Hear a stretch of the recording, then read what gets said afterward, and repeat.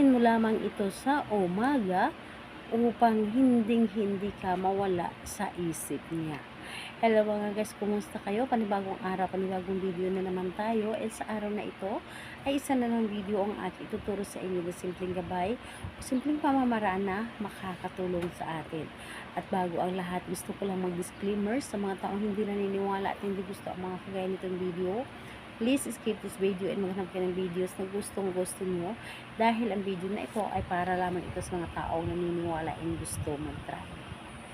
Ngayon po, ituturo ko sa inyo paano ka laging nasa isip ng inyong partner.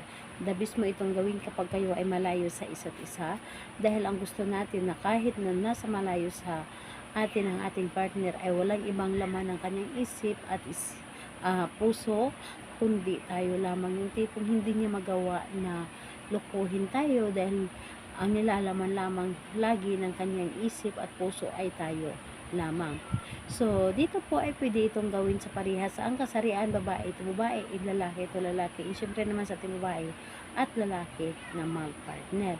And, ayun po, dito is wala tayong ibang gagamitin or wala tayong materialis na gamitin dito sa paggawa is sarili lamang natin. So, ang gagawin mo lamang ay napakadali lamang is ang ihanda ang inyong sarili. Paano?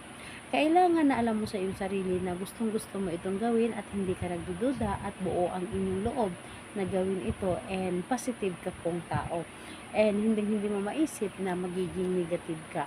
So, ayun po, kapag ready ka na, ay pwede mo na itong umpisahan. So, ang gagawin mo lamang dito sa umaga, sa pagkagising na pagkaigising mo sa umaga, yung hindi ka pa humahawak ng cellphone, hindi ka pa nakabangon, yung lahat, yung kakagising mo pa lamang talaga. So, sa kahit anong oras naman ay pwede po, ay wala po itong problema. So, ang gagawin mo lamang dito, madali lamang. Pagkagising mo sa umaga, walang ibang sasambitin or isipin, kundi siya lamang. Isipin mo, pagganahin mo ang iyong isip dahil ang ating isip ay isa ito sa makapangyarihan. So, isipin mo lamang siya, kung maaari ay ipikit mo ang iyong mga mata at sambitin ng 7 beses ang kanyang pangalan at apelyido at ang ating nais. So, ganito po, pangalan, apelyido, hindi ako mawawaglit sa iyong isipan. So, ayun po, pangalan, apelyido, hindi ako mawawaglit sa iyong isipan. 7 ulit mo yan na ulit-ulitin na pagkasambit sa umaga. So, ayun po, kapag natapos mo itong sambitin sa umaga, ay pwede ka nang bumangon, pwede ka nang mag-toothbrush, pwede ka nang maghilamos, so ano man ang inyong dapat gawin sa pagkagising ninyo sa umaga. Basta hindi pa kayo nakabangon, yun kaagad ay inyong sasabihin. Mas maganda na gawin mo ito sa araw-araw. Gawin mo itong routine sa araw-araw.